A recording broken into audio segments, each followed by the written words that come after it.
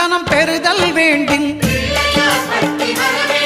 நம் கற்பக பெருமான் உச்சந்தலையில்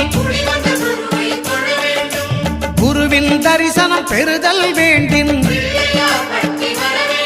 நம் கற்பக பெருமான் உச்சந்தலையில்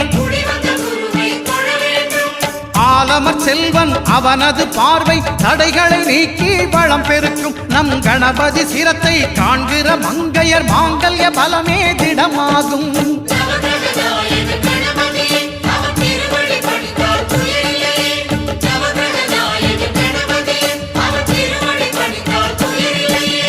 ஒன்பது கோளும் ஒன்றாய் காண அங்கு கற்பகம்